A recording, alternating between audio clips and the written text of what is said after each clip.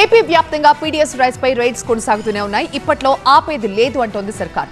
అక్రమార్కులు set అయ్యే వరకు, ప్రజల కూడును వారికి అందించేలా చేసే వరకు మిషన్ సీజ్ ది రైస్ కొనసాగిస్తామంటున్నారు అధికారులు. ఒకవైపు సిట్ దర్యాప్తు, దానితో పాటు అన్ని జిల్లాల కలెక్టర్ల ఆధ్వర్యంలో తనిఖీలతో స్మగ్లర్ల గుండెల్లో వైల్డ్ ఫైర్ పుట్టిస్తున్నారు అధికారులు. విశాఖ పోర్టులో అధికారుల తనిఖీలు కొనసాగుతున్నాయి. నిన్న ఉదయం నుంచి కొనసాగుతున్నాయి సోదాలు. ఎక్స్పోర్ట్ కంటైనర్లలో భారీగా పీడీఎస్ బియ్యాన్ని గుర్తించారు.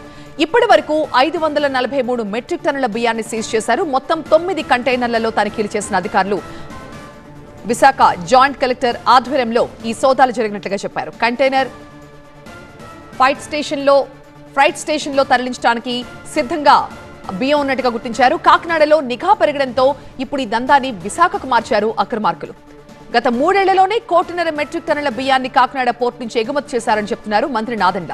ఏకంగా వాహనాలు పెట్టి గ్రీన్ ఛానల్ ఏర్పాటు చేసి పేదల బియ్యాన్ని తరలించేశారు అన్నారు. ఓఎస్ఎస్ ఫర్టిలిటీలో ఇక్కడ ప్రతి అడుగులో ఎక్స్పీరియన్స్ డాక్టర్స్ ఉంటారు. In the good hands of science. Mummy daddy అవ్వాలంటే ఓఎస్ఎస్ కి కాల్ చేయండి. ఎంత దోచుకున్నారో, ఎంత ఇబ్బంది పెట్టారో కూడా మీకు తెలియాలి.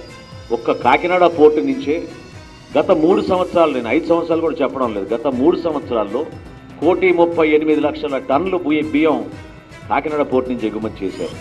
దాదాపు 48,000 కోట్ల రూపాయలు ఎగుమతి చేశారు బియ్యం. పేదల కోసం, సామాన్యుల కోసం కేంద్ర ప్రభుత్వం 7,000 కోట్లు, రాష్ట్ర ప్రభుత్వం 5,000 కోట్లు ఖర్చు పెట్టి 12,000 కోట్ల రూపాయలతోటి ప్రతి సంవత్సరం మనం ప్రజలకు ఉపయోగపడే ఒక కార్యక్రమం చేస్తుంటే ఎంత దారుణంగా కొన్ని కుటుంబాలకు ఉపయోగపడే విధంగా వీళ్ళు క్షేత్రస్థాయిలో గతంలో ఎప్పుడు లేదు. మీరు కూడా చిన్నప్పుడు చూసుంటారు. ఒక చిన్న సైకిల్ మీద, టీవీఎస్ మీద ఎవడో వచ్చి 2 కిలోలు 5 కిలోలు తీసుకెళ్లేవాళ్ళు. వీళ్ళు దారుణంగా వ్యాన్లు పెట్టేసి ఎక్కడికక్కడ కాకినాడకి గ్రీన్ ఛానల్ ఏర్పాటు చేసుకుని బియ్యం ఈ విధంగా ఎగుమతి చేసుకుంటూ వెళ్ళిపోతుంటే ఎంత నష్టం జరిగిందో